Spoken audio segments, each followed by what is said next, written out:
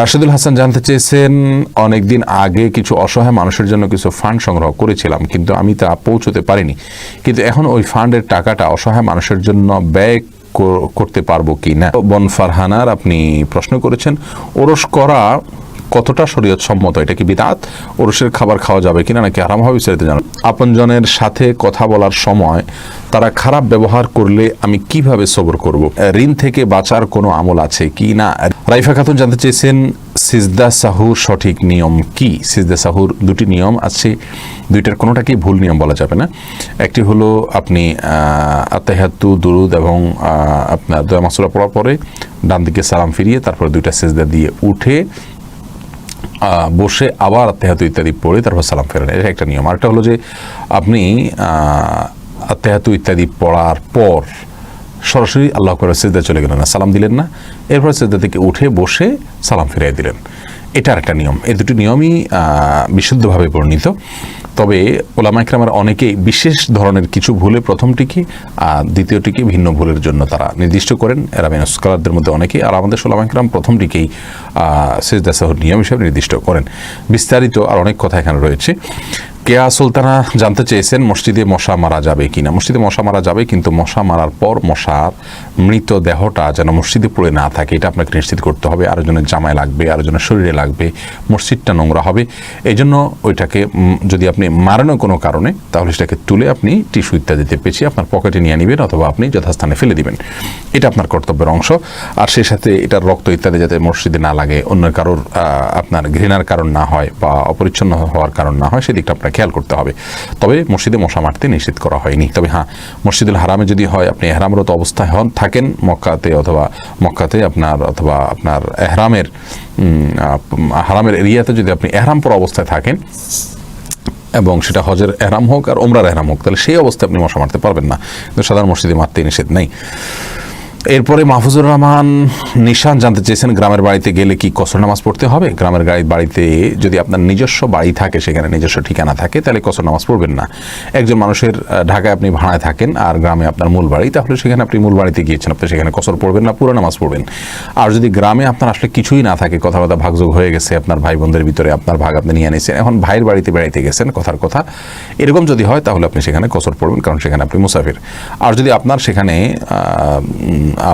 বাড়িঘর থাকে, তাহলে সেক্ষেত্রে আপনি কসর পড়বেন। এরপরে ইব্রাহিম আলম মিয়া আপনি জানতে চেয়েছেন, ঋণ থেকে বাঁচার কোনো আমল আছে কি না।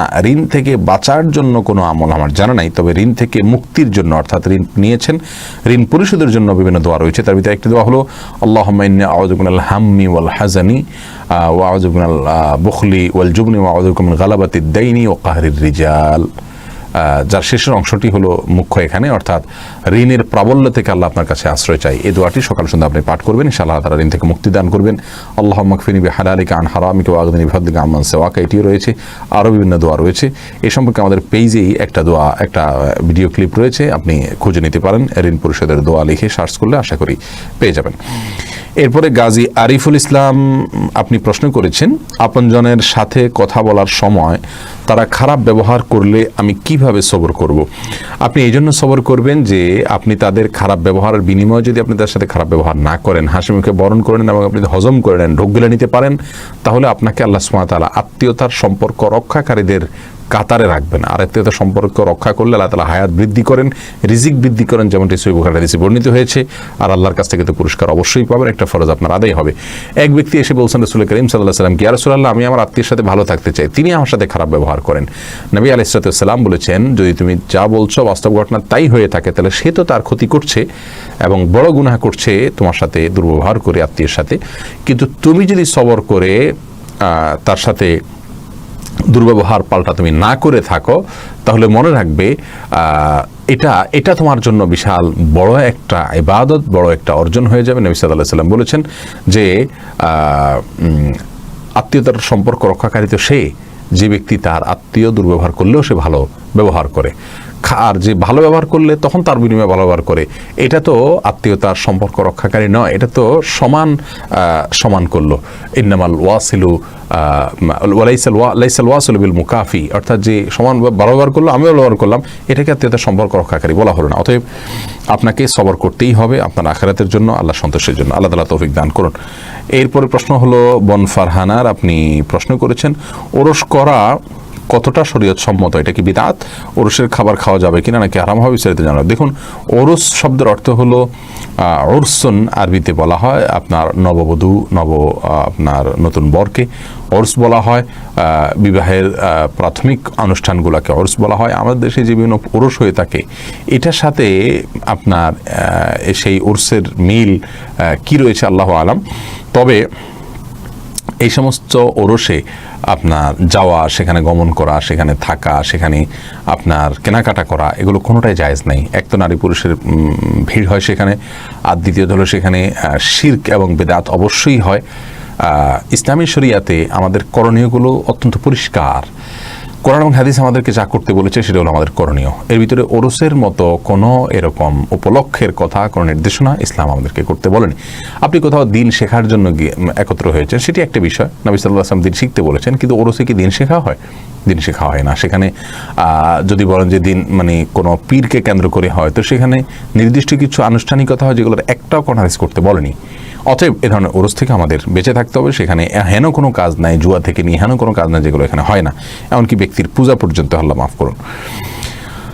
এরপরের প্রশ্ন মাহফুজুর রহমান নিশান, আপনি জানতে চেয়েছেন গ্রামের বাড়িতে গেলে কি কসর নামাজ পড়তে হবে? মাত্রই আপনার উত্তর দিয়েছি। ইব্রাহিম আলম মিয়া, ঋণ থেকে বাঁচার আমল, আপনি জানিয়েছেন। গাজী আরিফুল ইসলাম, আপনজনের সাথে কথা বলার সময় আপনার প্রশ্ন উত্তর দিয়েছি, দুঃখিত। মোহাম্মদ তুফাইল, আপনি জানতে চেয়েছেন চন্দ্রগ্রহণের সময় যে আজান দেওয়া হয় এটা কি সহি কোনো আমল? আর এই চন্দ্রগ্রহণকে নিয়ে যে কুসংস্কার হয় এগুলো সম্পর্কে ইসলাম কি বলে? দেখুন, আমরা সুন্নাত না জানলে সেখানে বেদাত প্রবেশ করে, এটাই হলো বাস্তবতা। চন্দ্রগ্রহণের সময় একটা বিশেষ সালাত আছে, এই সালাত বা এই চন্দ্রগ্রহণের নামাজ আমাদেরকে পড়তে হবে, কিন্তু এর সময় আজান দেওয়ার কথা আমাদেরকে কোরআন হাদিস বলেন। রোকন, আপনি প্রশ্ন করেছেন প্যান্ট গুটিয়ে নামাজ পড়লে কি নামাজ মাকরু হবে? না, নামাজ মাকরু হবে না, বরং প্যান্ট যদি আপনি গুটিয়ে নামাজ পড়েন তাহলে সেক্ষেত্রে আপনার টাকনোর নিচে কাপড় চলে যাচ্ছে, সেখান থেকে বাঁচার জন্য যদি আপনি করেন তাহলে এটা বরং প্রশংসনীয়। আপনি ওই সময়টুকু অন্তত গুনাহ থেকে বেঁচে থাকার চেষ্টা করলেন। কিন্তু মনে রাখতে হবে আমাদেরকে এভাবে প্যান্ট গুটিয়ে নামাজ পড়ার চাইতে যে জিনিসটা করতে হলে তাহলে আমার টাকনোর নিচে যেন সবসময়ের জন্য কাপড় না থাকে সে চেষ্টাটা করতে হবে। কারণ আমাকে টাকনোর নিচে কাপড় রাখতে যে নিষেধ করা হয়েছে, উপরের দিক থেকে যেসব আমরা পোশাকগুলো পরি সেগুলোতে আপনার টাকনোর নিচে যেন পোশাক না যায় সেজন্য হাদিসে নিষেধাজ্ঞা আছে। এটা নামাজের ভিতরে, নামাজের বাইরেও। সুনান আবু দাউদে একটা হাদিস রয়েছে যে টাকনোর নিচে পোশাক পরিধানকারী ব্যক্তির ইবাদত কবুল হয় না। এই হাদিসটিকে মুহাদ্দিস উলামা ইকরাম যায়িফ বলেছেন, দুর্বল বলেছেন। যাই হোক, এই জন্য ওই হাদিসের ভিত্তিতে শুধু নামাজের সময় ভাঁজ করাটা মানে সঠিক না, বরং সবসময় ভাঁজ করতে হবে। তবে হ্যাঁ, শুধু নামাজের সময় করলে সেটা অন্তত প্রশংসনীয় হবে। অন্য হাদিসে আসছে কাপড় চোপড় ভাঁজ করে নামাজ পড়া নিষেধ। অনেকে জামার হাতা গোছাইছেন ওই অবস্থা নামাজ শুরু করে দিচ্ছেন, অথবা এদিক থেকে গোছাইছেন, যে কোনো দিক থেকে হোক, এটা মাকরুহ, এটা নিষিদ্ধ। কিন্তু টাকনুর নিচেরটাকে যে গোছানো হয় ওইটা তো হারাম থেকে বাঁচার জন্য গোছানো হয়, এটা নিষিদ্ধ নয়। এবং সৌদি আরবের সর্বোচ্চ উলামা পরিষদ এরকম একটি ফতোয়া স্পষ্ট করে দিয়েছেন। মাহাদি হোসেন মাহের, আপনি জানতেছেন ফটোগ্রাফি পেশাটা জায়েজ না না জায়েজ? আপনি কোন ধরনের ছবি তুলছেন এটার উপরে নির্ভর করবে। যদি হালাল ছবি তোলেন তাহলে সেক্ষেত্রে এটা নাজায়েজ হবে না, শুধুমাত্র ফটোগ্রাফিক ছবি যদি হয়, প্রিন্ট যদি না করেন। সুমির আহমদ জানতে চাচ্ছেন হিজাব মাথায় কাপড় দিয়া ছবি ফেসবুকে দেওয়া যাবে কিনা? বোন সুমির রহমান, মেয়েদের চেহারা এটা ফিতনার যুগে অন্তত অবশ্যই ঢাকতে হবে তার পর্দার পূর্ণতার স্বার্থে। আর সেজন্য হিজাব মাথায় দিলেন কিন্তু আপনার ফেস খোলা আছে, আপনার ফেস দেখে অনেক পুরুষ বাজে চিন্তা করবে। এটা হলো অনেক কেন শতভাগ বলতে গেলে পুরুষ বাজে চিন্তা করবে, এটাই হলো বাস্তবতা। আর সেই বাস্তবতার খাতিরে আপনাকে জেনা থেকে কাছে যেতে আল্লাহ তাআলা নিষেধ করেছেন। আপনার মাধ্যমে অন্য মানুষ ফিতনায় পতিত হবে, সেটা আপনার জন্য গুনাহের কারণ। আপনি কি চাইবেন আপনার মাধ্যমে কেউ খারাপ হোক? বিধায় সেই স্বার্থে আপনাকে এ ধরনের ছবি পোস্ট করা থেকে বিরত থাকতে হবে। আপনার ছবিকে কেটে ছেটে এডিট করে না জানি কত জায়গায় কতজন সেট করবে সে আশঙ্কা তো রয়েছেই। এসব জায়গা থেকে ইসলাম আমাদেরকে আগে থেকে সতর্ক থাকতে বলে, অথবা আপনি এটা করবেন না। শিউলি মারিয়াম, আপনি জানতে চেয়েছেন অজু ছাড়া সকাল সন্ধ্যা দোয়া পড়া যাবে কিনা? হ্যাঁ বোন, অবশ্যই পড়া যাবে। সকাল সন্ধ্যা দোয়া পড়ার জন্য অজুর প্রয়োজন নাই। জিকির, তসবিহ, আপনার দুরুদ, এগুলোর জন্য অজুর প্রয়োজন নাই। এম এইচ সালিম, আপনি জানতে চেয়েছেন নারী কি বাহিরে গিয়ে দাওয়াতি কাজ করতে পারবে? বাহিরে বলতে বাসার ধারে কাছে আশেপাশে যেতে পারে অভিভাবকদের অনুমতি সাপেক্ষে। সেখানে গিয়ে তিনি যদি পরিপূর্ণভাবে পর্দার সাথে যান, সেখানে যে দাওয়াতি কাজ করতে গিয়ে পর্দাহীনতার মুখোমুখি না হন, ফিতনার মুখোমুখি না হন, এই বিষয়গুলো নিশ্চিত থাকে, তাহলে সেক্ষেত্রে এইটুকু দূরত্বে গিয়ে দাওয়াতি কাজ করতে পারবেন। তবে এর বেশি যদি অনেক দূরে তিনি যান, যেটা সফরের দূরত্ব, তাহলে সেক্ষেত্রে সেটা তার জন্য জায়েজ হবে না মাহরাম ছাড়া। রাশেদুল হাসান জানতে চেয়েছেন, অনেকদিন আগে কিছু অসহায় মানুষের জন্য কিছু ফান্ড সংগ্রহ করেছিলাম, কিন্তু আমি তা পৌঁছতে পারিনি, কিন্তু এখন ওই ফান্ডের টাকাটা অসহায় মানুষের জন্য ব্যয় করতে পারবো কি না? ভাই রাশেদুল হাসান, আপনি যদি অসহায়ের বিশেষ কোনো ক্যাটাগরির কথা বলে মানুষ থেকে ফান্ড কালেকশন করে থাকেন, ওই ক্যাটাগরিতে আপনি দান করবেন। আর যদি সেই ক্যাটাগরিতে এখন আর দান করার কোনো স্কোপ আপনার হাতে না থাকে, কথার কথা আপনি বন্যার্থদের জন্য টাকা নিয়েছেন, তাহলে বন্যার্থদের জন্য আপনি ব্যয় করা উচিত হবে। পরবর্তীতে আবার কখনো বন্যা হলে তখন তাদের জন্য ব্যয় করবেন। এবং সাধারণ মানুষের মধ্যে থেকে আপনার যদি মৃত্যুর ভয় থাকে যে আগামী বন্যা পর্যন্ত বেঁচে না থাকি না থাকি, তাহলে ওসিয়ত করবেন প্রিয়জনদেরকে যেন বন্যার্থের জন্য খরচ করা হয়। আর সেক্ষেত্রে এরকম যদি নির্দিষ্ট না থাকে, তাহলে সেক্ষেত্রে আপনি যে কোনো অসহায়দেরকে আপনি দান করতে পারবেন। নসল ওয়াকিফে কানাসে সারে, ইসলামী ফিকহের একটা মূলনীতি হলো দানকারী যেই খাতে দিতে বলবে সেই খাতে দান করতে হবে, বিধায় আপনাকে এদিকটা খেয়াল করতে হবে।